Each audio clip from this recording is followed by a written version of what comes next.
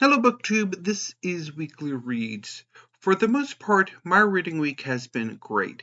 There were a few blights on it though, and one of those blights has me in a bit of a bind. In addition to that bind, I also have a few questions that I would like to ask you at the end of this video, so please stick around for that and help me out with advice and also maybe an answer. So let's get going. Because there are several volumes of manga I'm going to talk about, and I could go on about that. But anyway, first up is Marie Antoinette: The Journey by Antonia Fraser. This is the February pick for the Steve Tiberius Donahue Book Club. Marie Antoinette: The Journey is a biography of Marie Antoinette, who was Queen of France during the French Revolution. Marie Antoinette has accrued during her lifetime and after it a long line of salacious slanders, negative propaganda, and mythologizing that Fraser goes to some length to sort of refute.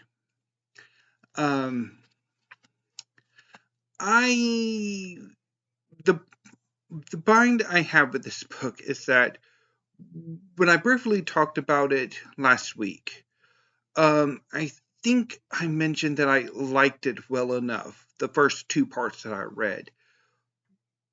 But I don't quite remember if I mentioned sort of warning signs that I had with this book.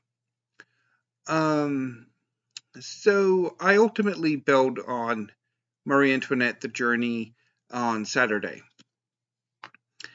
I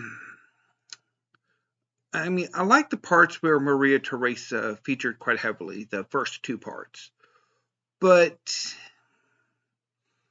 I really wasn't that interested in the book. And on Saturday, I began to rapidly lose interest. I was checking out, and when that happens, the best course of action is to bail. I think part of it could be that I'm just not really all that interested in the subject and the period. It could also be I have this weird thing about the French Revolution. And that could have played a role in this. It could also be that I was expecting more than Antonia Fraser could deliver, because obviously this is I was reading it for the Steve Tiberius Donahue Book Club. In Steve's first video, he called Antonia Fraser great. And so that obviously built up expectations.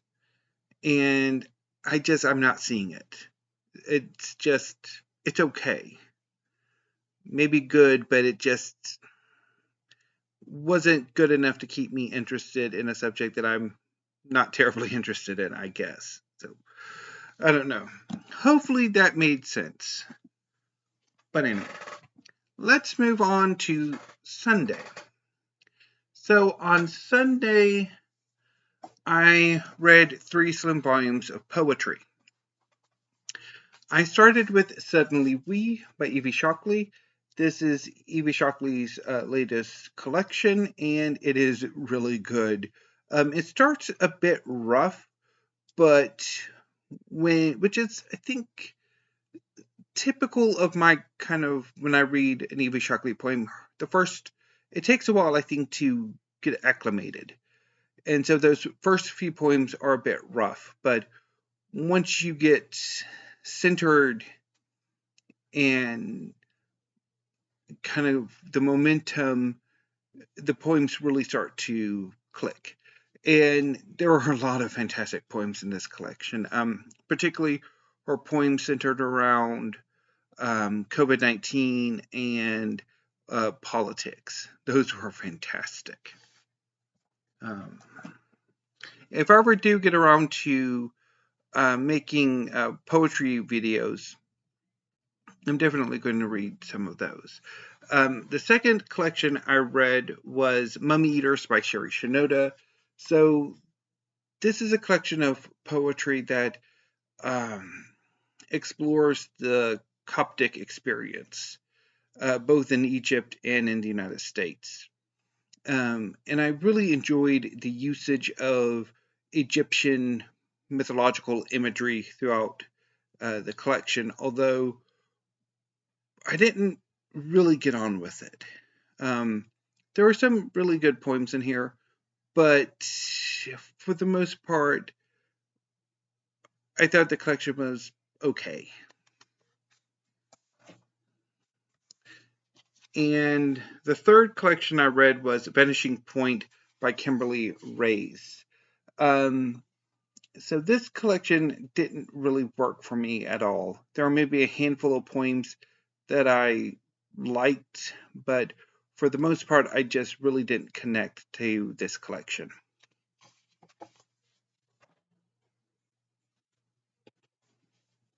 Let's put you on top of that. Okay, that'll work.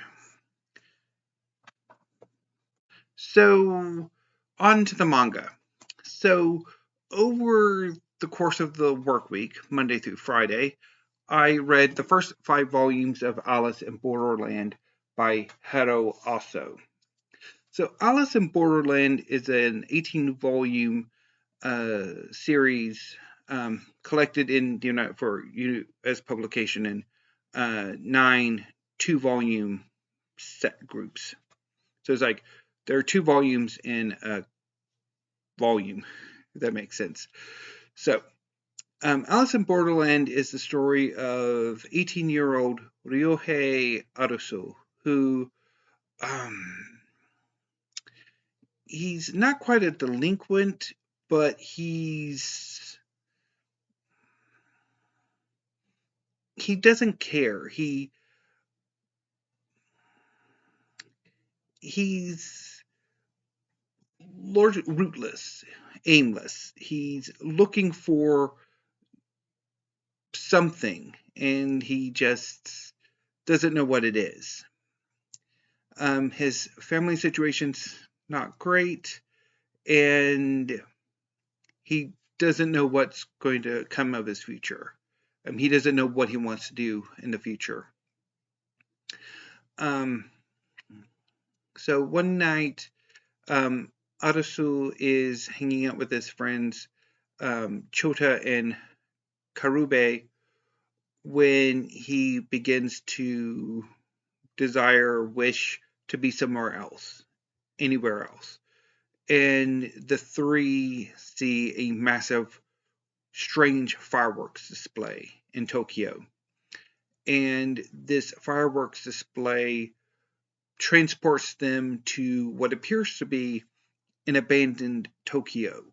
There are no people, there's no electricity, and they wander this desolate city. And while they're traveling, during the evening, they find a temple that's lighted, that has electricity. So they go and they see this temple is set up for a festival. And so they eat, and while they're eating, they meet a young woman named Shibuki who explains to them what's going on. Although, one thing about people who are stuck in Borderland is that usually when they meet newbies, they're not terribly willing to talk about Borderland. So basically the trio, now quartet, have stumbled upon a game. Basically, in Borderland, you have people transported from the real world, and they are forced to play games that are life and death. So this first game is rated 3 of clubs. So the difficulty is determined by the number, and then the type of game is determined by the card suite. So they have to play a game of fortunes. However, with each bad fortune, they have to answer a question. And for every degree that they are wrong, flaming arrows are shot at them. Eventually, the quartet clear the game, and they begin to sort of settle in and work out what's going on. So they participated in several more games. Unfortunately, the third game that they participate in for Haro Aso is Seven of Hearts, and that one changes everything. And it's just, I really enjoyed these 5 volumes. So yeah, so I had a blast. So I guess to talk a bit about,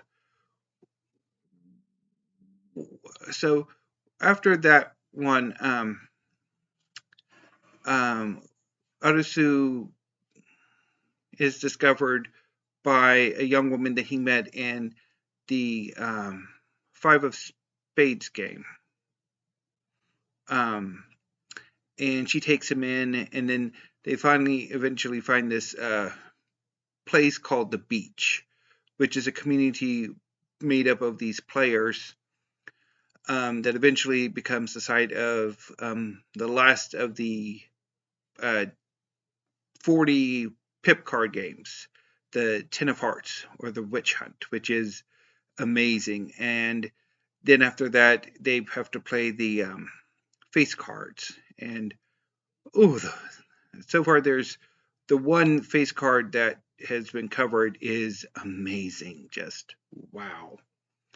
So yeah, I'm loving this. It is amazing. So I'm going to show you some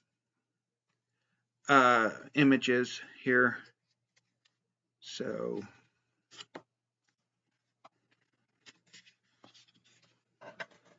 there's Haro Aso, and I really love the backgrounds. They are amazing.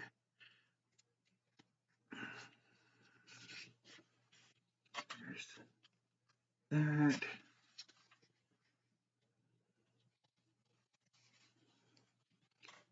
And there's the transportation.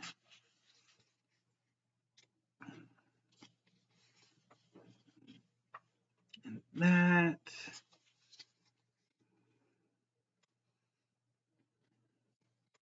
And one thing I really also like about the series is that, particularly I think to heighten some of the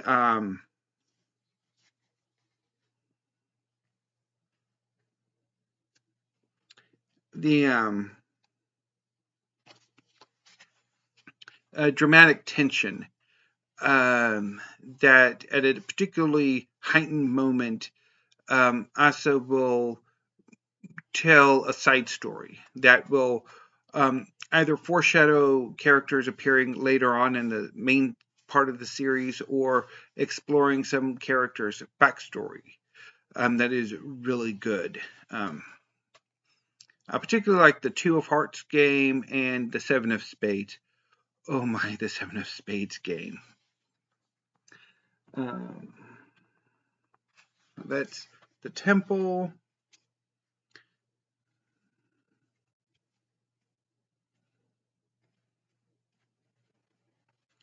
And so several of the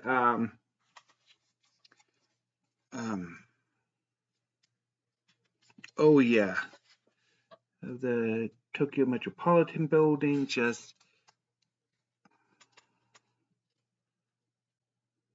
oh yeah. And so basically how Borderlands works is that there's an immigration cycle.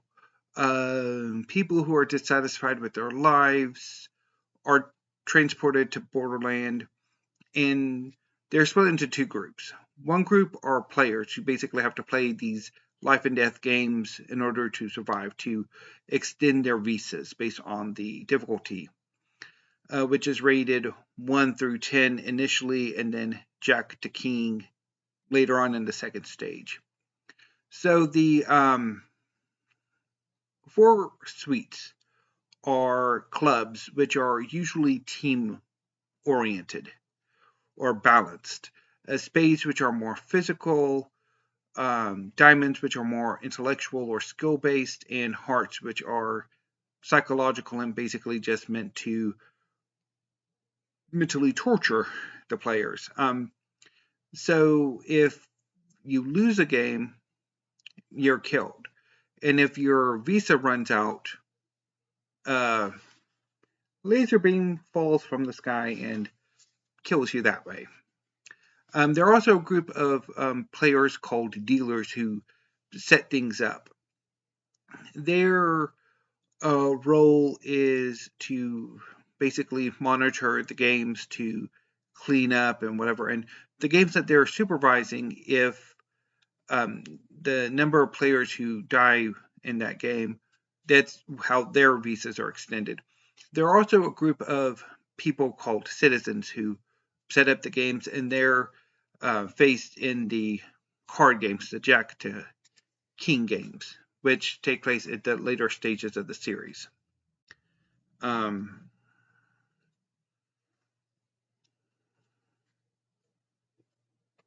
Let's see here.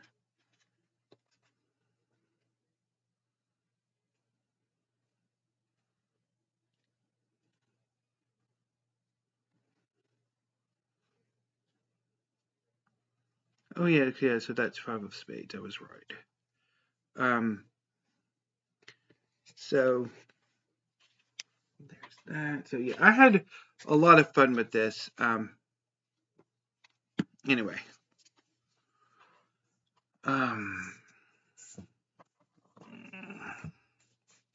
So yeah, definitely if you are interested in some interesting manga, definitely Alice in Borderland. Anyway, let's move on to what I'll be reading this coming. Oh,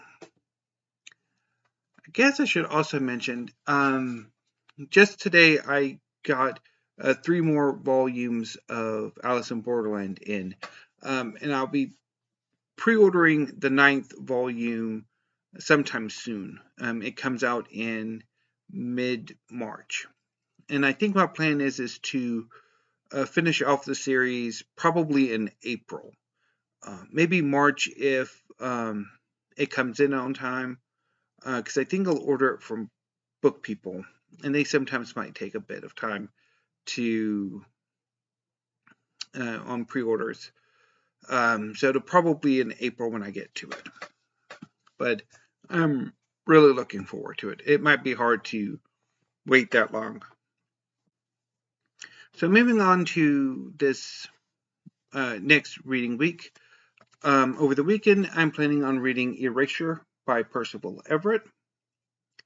This is a novel about a writer who is that he's written a number of novels that have been critically well regarded, if not necessarily commercially successful.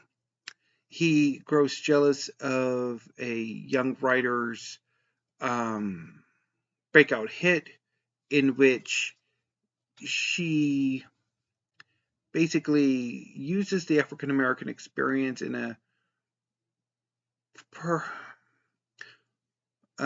way that he doesn't approve of, and he kind of ended up having some difficulty, and so then he goes ahead and writes a similar book to hers, to kind of poke fun at it, or to really sort of demolish what he objects about the previous book. So I'm looking forward to it. I want to give Percival Everett another go. So looking forward to it tomorrow. And over the course of the work week, I will be getting to Lives of the Egyptians, or Lives of the Ancient Egyptians by Toby Wilkinson. This is a collection of mini biographies. And this will be one of my Historathon picks for this month. Anyway, so on to my questions. So, question number 1. I am developing a very strong desire to pick up some of Tennessee Williams' plays. Part of me wants to pick up the individual plays that I'm most fond of. So, say, Sweet Bird of Youth, Cat on a Hot Tin Roof, Night of the Iguana, and a few others. But part of me is also going, well, maybe you should just break down and pick up the 2-volume Library of America set and just get all of them. So I don't quite know what I want to do. So do you have thoughts? I don't have any Library of America volumes, so I don't know if there's something that I would want to pick up or possibly collect, or if I should just, pick up the individual plays, and then if I decide later on that I do want the box set, to just go ahead and do that. My second question is about Kindle. So I'm subscribed to the email version of the New York Times book review. I basically get, like, every Tuesday and Friday highlights from the book review. Although if I click the links, I get paywalled. However, a few years ago, the New York Times book review was available on Kindle.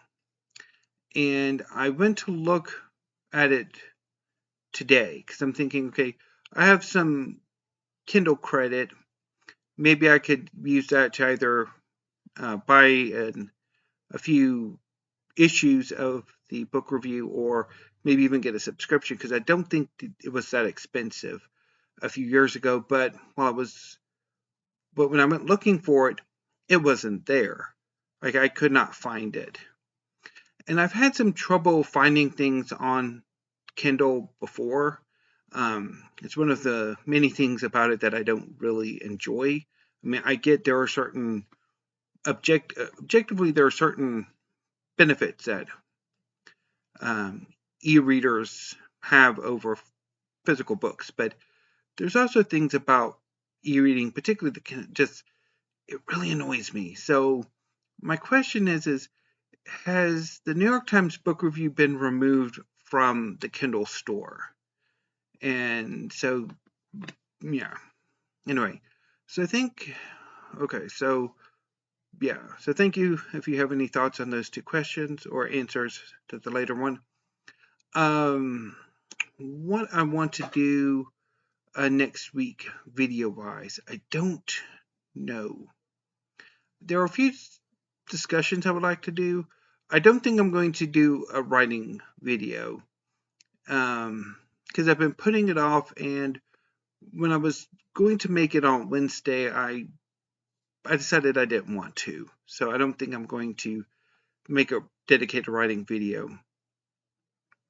I do want to make a video about kind of certain plans I have for my library in the coming months and over the course of 2024, but I don't know if I should do that until I have the new bookcases.